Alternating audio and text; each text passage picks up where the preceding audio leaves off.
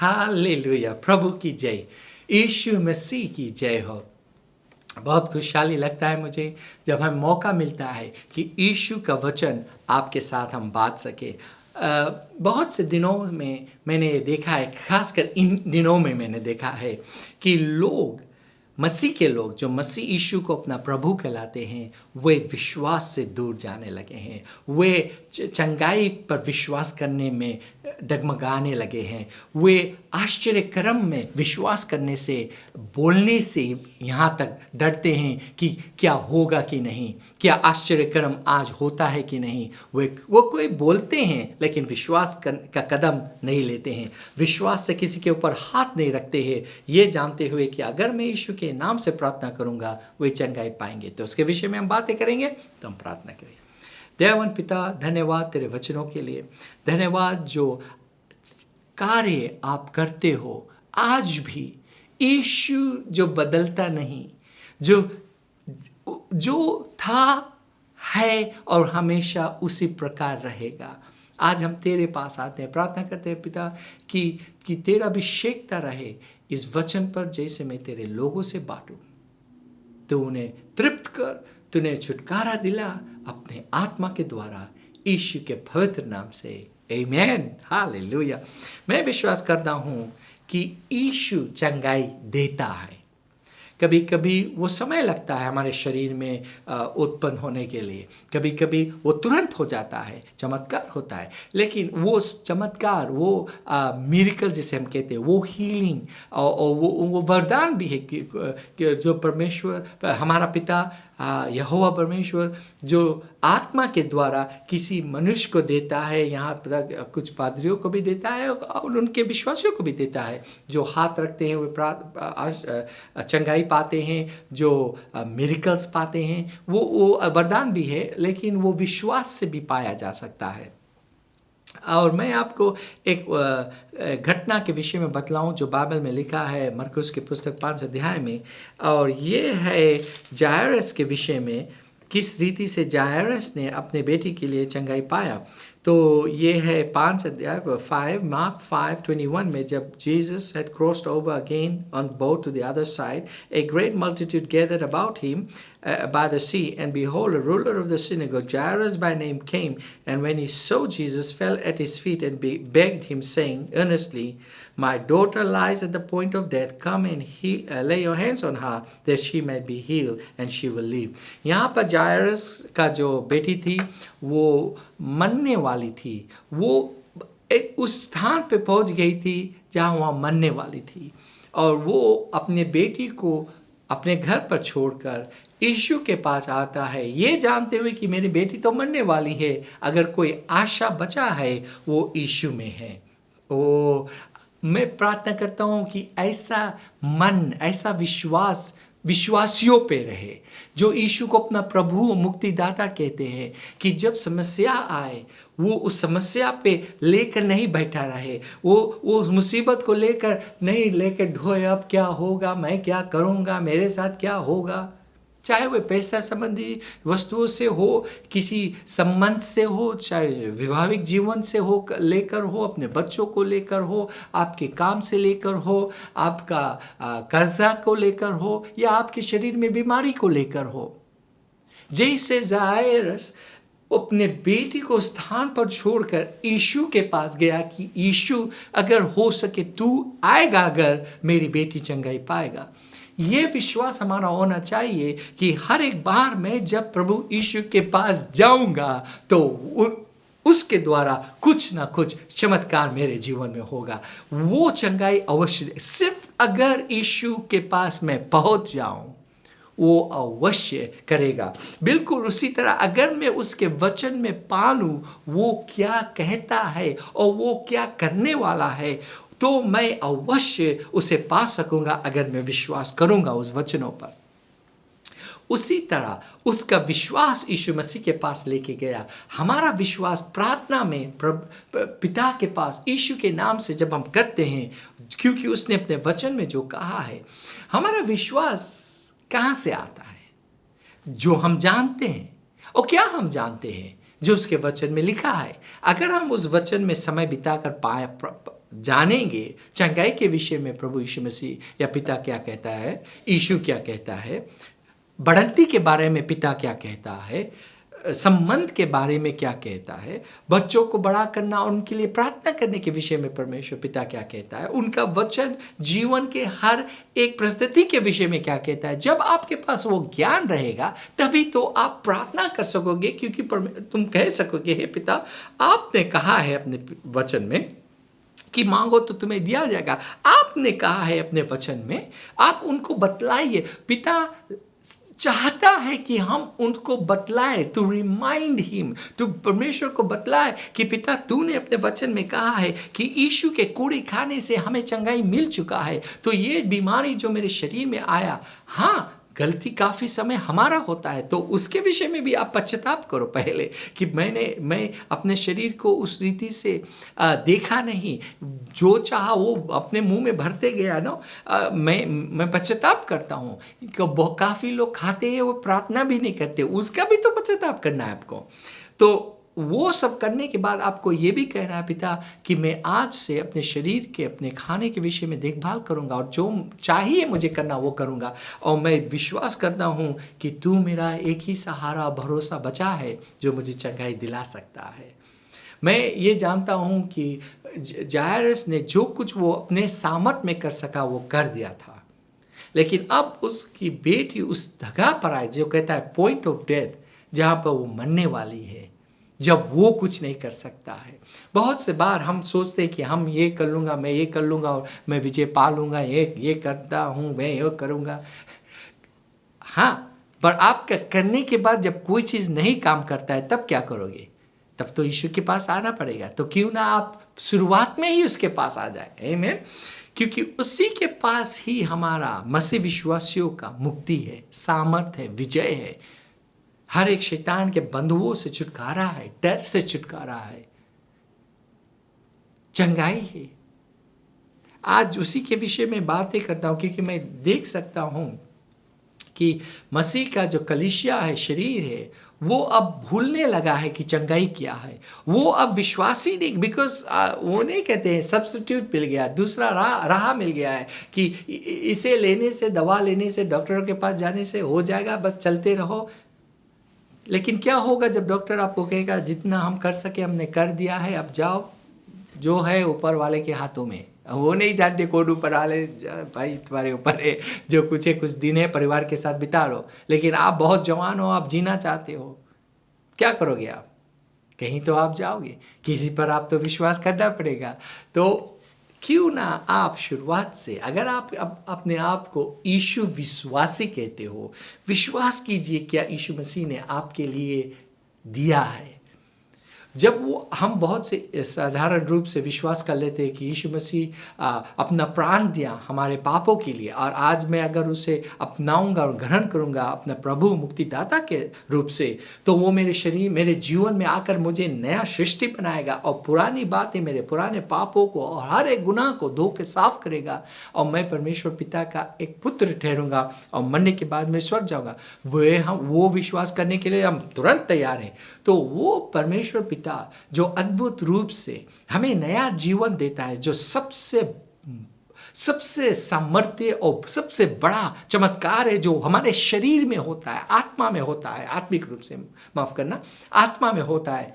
तो वो आत्मिक नया जीवन देना, एक नया सृष्टि बनाना परमेश्वर के लिए आत्मिक रूप से, वो जब संभव है तो क्या वो शारीरिक रूप जो आत्मिक रूप से नीचे है, राइट, जो आत्मा बड़ा है, शारीरिक चीज बहुत छोटा है परमेश्वर के लिए करना, तो क्या वो यहोवा परमेश्वर, वो पिता जो अब आपका पिता है, अपने मांगने वाले को अच्छी वस्तुएं क्यों ना देगा? अवश्य देगा। अगर आप जिसे कहता है ब्रेड मांगोगे, क्या वो पत्थर देगा? आप चंगाई मांगोगे, क्या वो चंगाई नहीं देगा? अवश्य। उन्होंने अपने प्राण, बाइबल कहता है वो कोड़ा सहा, उसको सहने का नहीं था, लेकिन यीशु के ऊपर चाबुक और कोड़ा बरसाया गया। वो एक कारण था कि हर एक बीमारी, हर एक कारण जो है मनुष्य का, जिसके कारण वो बीमार ठहरता है, अब मैं अपने शरीर में आत्मिक रूप से उठाता हूँ। जैसे मेरे शरीर से लहू बहा कि लोगों को पाप से छुटकारा दिलाया जाए, उसी तरह मेरे ऊपर कोड़े बरसाए गए कि मेरे कोड़े खाने से जो हर एक सजा मनुष्य को पीड़ा सहना है, मैं सहता हूं कि तुम चंगाई पा सको। ओह हालेलुया, यीशु धन्यवाद। ये आपका ऐलान होना चाहिए, ये आपका कहा हो प्रार्थना होना चाहिए। यीशु धन्यवाद कि आपने मेरे मुसीबतों को, मेरे पीड़े को अपने ऊपर सह लिया। आज होने दे वही चंगाई मेरे शरीर में बना रहे। हे पिता यीशु, हे पिता अपने आत्मा से मेरी अगुवाई कर, मुझे दिखला कि कैसे मुझे खाना चाहिए, क्या पीना चाहिए, कहाँ पर जाना चाहिए, कैसे रहना चाहिए, कैसे सुतना चाहिए। अगर आप आत्मा से चलते हो जीवन को, आपका शरीर, आपका जीवन हमेशा खुशहाली से और विश्वास से बना रहेगा। मैंने बहुत से साल पहले मुझे परमेश्वर ने दिखलाया। मेरी पत्नी हमेशा मुझसे कहता था, ब्रायन तुम्हें सही खाना है, बिकॉज अगर तुम्हें बहुत दिन रहकर प्रचार करना है और एक गवाह ठहरना है तो तुम्हें अच्छे खाना पड़ेगा। ऐसा नहीं कि तुम जो चाहो तुम खाओगे और कहोगे कि मैं विश्वास से खाता हूँ और मैं राइट रहूँगा। तो मैं हमेशा खाता था टेस्ट के मुताबिक, राइट। अगर वो अच्छा लगता है मेरे टेस्ट को तो मैं खाऊंगा, ये जानते हुए कि काफ़ी चीज़ मेरे लिए नहीं सही था और काफ़ी चीज़ जो मैं ज़्यादा खाता था वो गलत था। ये नहीं कि वो पाप था, लेकिन वो शरीर के लिए लंबे समय के लिए वो अच्छा नहीं था। तो कुछ चीज़ मेरे पत्नी मुझे देता था तो मैं कड़वा है, ये अच्छा नहीं है। तो एक समय मैं जानता था मुझे उसे खाना है। एक समय मैं प्रार्थना कर रहा था, परमेश्वर ने मुझे दिखाया, आत्मा ने मुझे आत्मा में दिखलाया कि तुम टेस्ट से मत खाओ, तुम विश्वास से खाओ, क्योंकि तुम विश्वासी हो। तुम विश्वास से खाओ कि ये करेला जो बनाया गया है ये मेरे शरीर के लिए अच्छा है एक्चुअली, और जब मैं इसे खाऊंगा विश्वास से खाऊंगा, टेस्ट मेरा अलग रहेगा, मैं विश्वास से खाऊंगा ये मेरे चाहिए, तो मैं खाने लगा। बैगन में खाने लगा, दाल और ये सब कुछ जो वेजिटेबल्स था और जो अच्छी प्रकार से भोजन बनाया जाता था, जिसमें नमक को बैलेंस करके खाया जाता था, तेल का चेंज करना, फ्राई खाना कम करना, ये सब जब मैं अच्छे तरह से खाने लगा तो आज मैं कच्चा करेला खा सकता हूँ बिना मुंह बनाने से, क्योंकि वो विश्वास से वो टेस्ट बैठ गया। क्यों हुआ? अब मैं इसलिए नहीं खाता खाना कि वो टेस्ट, सिर्फ टेस्ट से नहीं, विश्वास से खाता हूँ जो कुछ मेरे शरीर के लिए अच्छा है। इसी तरह से हमें अपने आप को इस संसार में बिताना है कि हम सिर्फ खाए नहीं और बिना दिमाग के, लेकिन इसीलिए तो बाइबल कहता है कि तुम प्रार्थना कर कर खाओ, राइट बात कि नहीं? तब तुम अगर जानते हो कुछ चीज़ वहाँ पर है जो किसी रीति से आपके शरीर को फायदा नहीं दिलाएगा, तो आप कैसे प्रार्थना कर सकते हो? इसीलिए लोग पीते हैं और धुआं उड़ाते हैं, मसीह विश्वासी, और वे प्रार्थना करके नहीं वो सब कर सकते हैं। क्यों? क्योंकि वे जानते हैं उनके शरीर के लिए नहीं ठीक है।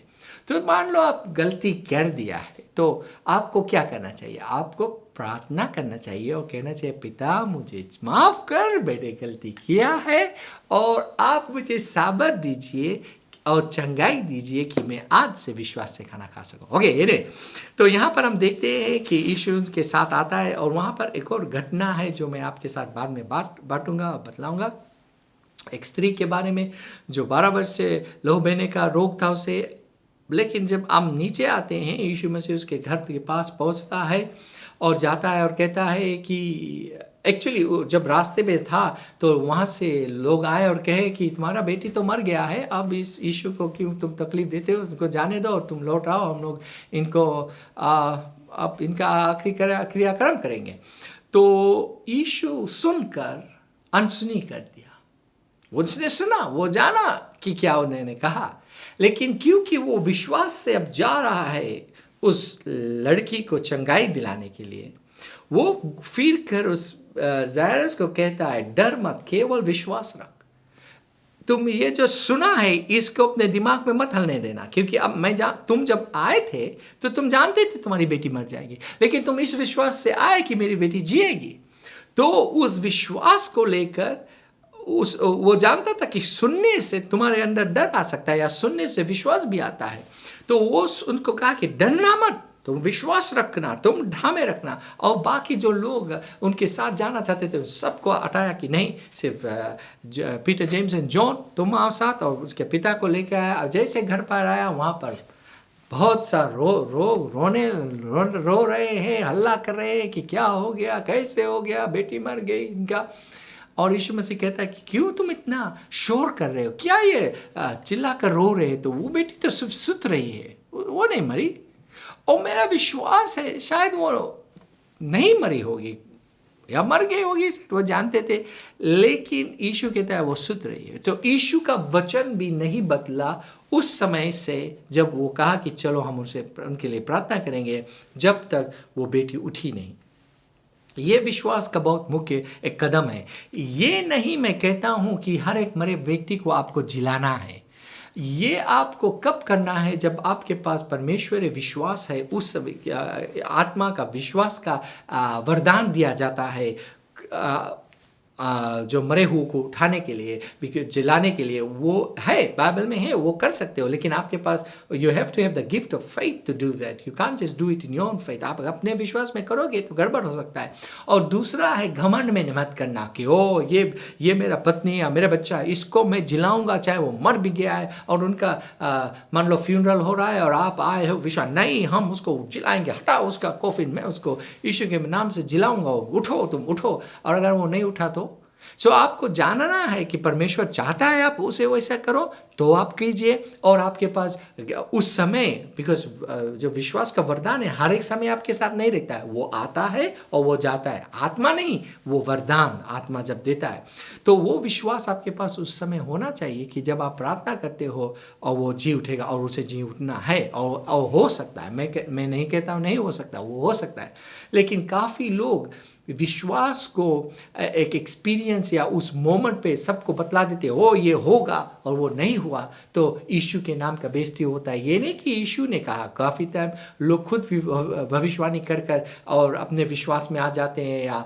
अपने जिसको बोलते हैं प्रिजम्पशस फेथ, जो वो लोग कहते हैं नहीं मैं जानता हूँ, मेरा विश्वास नहीं हटेगा, परमेश्वर करेगा। क्या उसने कहा ये करेगा उस समस्या के लिए? अगर उसने नहीं कहा है तो कुछ चीज़ अनहोनी है।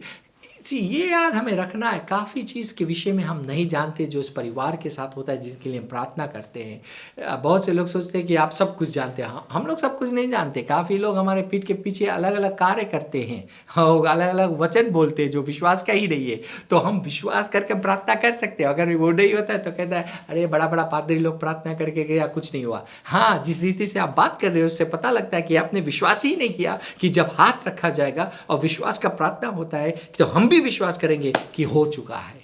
जी, विश्वास का बाइबल कहता है विश्वास के जरिए बीमार लोग उठेंगे, किसी पादरी के कारण नहीं, विश्वास जो यीशु में है। तो यहाँ पर क्या होता है, यीशु मसीह पहुँचता है, उसको हाथ से उठाता है, कहता है तलीते कुमी, बेटी मतलब उठ जा। और वो उठ गई और उसके पिता के हाथों में सौंपा और कहा इनको भोजन दो खाने के लिए, और वे सब घबरा गए। क्या हुआ यहाँ पर? हार ही ना माना, डर को आने ना दिया। ये बहुत मुख्य है मसीह विश्वासी, आपको ये करना है, आपको डर के विरोध लड़ना है, आपको उनको अपने जीवन से हटाना है। अगर नहीं करोगे तो वो आकर आपको दबा देगा। डर एक ऐसा चीज़ है आपके विश्वास को दबाएगा। जब आप समस्या आप देखेंगे, जब आप डॉक्टर की रिपोर्ट देखोगे, जब आप अपना बिल देखोगे, फाइनल नोटिस आपके घर में आ चुका है, रिपोजिशन का आ गया है प्रोबेबली, और आप नहीं जानते हो क्या आप करोगे। मैं आपको बतलाऊं, यीशु के पास जाइए, अभी भी देर नहीं है। आप उससे ज्ञान लीजिए। एक बाइबल में एक घटना हुआ इलाशा के समय, जब एक विधवा स्त्री, उनके पास 2 बेटे थे और उनके पति मरने से पहले कर्जा लेकर अपने बच्चों को गिरवी रख दिए थे। तो अब वो तो मर गया, इसीलिए अगर आप पिता हो, अगर आप कर्जा लेते हो, उसके ऊपर इंश्योरेंस लेना या राइट वे लेना बहुत इंपॉर्टेंट है। ये नहीं कि आपके मरने के बाद आपके परिवार के ऊपर बोझ पड़े। बहुत से लोग वो सब नहीं सोचते, वो सब अपने विषय में उस समय के सोचते हैं। मैं जानता हूँ काफ़ी पिता लोग राइट वे करना चाहते हैं, लेकिन और भी तरीका है कार्य करना। और बाइबल ये भी बताता है ज्ञान के विषय में। बाइबल हमें ज्ञान देता है पैसे संबंधी चीज़ों के विषय में। और आपका जो अगर आप परिवार हो, पति पत्नी का एकता में होना बहुत मुख्य है। बिकॉज बहुत से बार एक घर पर पैसा संबंधी चीज़ के लेकर फाइनेंस लेकर बहुत झगड़ा होता है, बिकॉज एकता ही नहीं है, खासकर परमेश्वर के प्रति देने में। और क्या किस रीति से हम करेंगे, या बहुत से लोग कहते हैं मेरा पैसा है, और जो चीज़ नहीं चाहिए बेफजूल के चीज़ों में जैसे हम कह सकते हैं, वे पैसा उड़ा देते हैं। बाद में सोचते हैं हम लोगों ने क्या किया। इसीलिए डिसिप्लिन बहुत इम्पोर्टेंट है। जब खाने के विषय में डिसिप्लिन बहुत इम्पोर्टेंट है, पैसे संबंधी चीज़ों के विषय में डिसिप्लिन इम्पोर्टेंट है, पारिवारिक जीवन में। और बहुत से बार जब आप अपने बच्चों को बढ़ाते हो, वे अपने एज में आ जाते हैं, उस समय में उनका वो जो निश्चय लेंगे उनके ऊपर रहेगा। लेकिन आप अपना कर्तव्य कीजिए जो आपके परमेश्वर ने बताया करने के लिए। क्योंकि अगर आप सही बीज बोते हो, चाहे आपका बेटा या बेटी एक आपसे दूर हो जाए थोड़ी देर के लिए, लेकिन क्योंकि वो बीज विश्वास का, प्रार्थना का आपने बोया है, उनका कटनी आप अवश्य काटोगे। आमेन। वेल, जैसे मैंने कहा, चमत्कार होता है यीशु के नाम पे। यीशु ने आपको यीशु चाहता है आज इस वक्त चंगा करने के लिए। तो हम प्रार्थना करें। दयावान पिता, धन्यवाद आपके वचन के लिए। मैं विश्वास से प्रार्थना करता हूँ कि जितने लोग आज किसी बीमारी या मुसीबत में हो, या किसी भी पैसे संबंधी चीज़ों में वो विश्वास कर रहे हैं कि उनका फाइनेंसेस अभी इस वक्त किसी भी रीति से आप अगुवाई करो, दिखाओ कि कैसे वे इन मुसीबत से निकल सकें। या मुसीबत या झगड़ा हो परिवार में, जो आज उदास बैठे हैं, तो शांति ला, तो प्रेम ला। हे यीशु, तो चंगाई ला। और जो टेस्टमनियाँ आएंगे, जो लोग लिखकर बतलाएंगे, हम सब मिलकर आपको धन्यवाद कहेंगे कि देखो यीशु ने कितने बड़े बड़े कार्य किए हैं। आमीन, आमीन। मैं नहीं, यीशु करता है। और याद रखना, हम आपके लिए हमेशा प्रार्थना करते हैं, और यीशु मसीह ही प्रभु है। Bye bye. Learn more from God's Word and send us your prayer request by visiting our website www.jclm.org, or you can like our Facebook page, Jesus Christ is Lord Ministries, to keep up with the now word of the Lord for the season. Follow us on Instagram, JCLM Fiji. Better still, subscribe to our YouTube channel, JCLM Fiji, to receive the latest teaching of God from the ministry.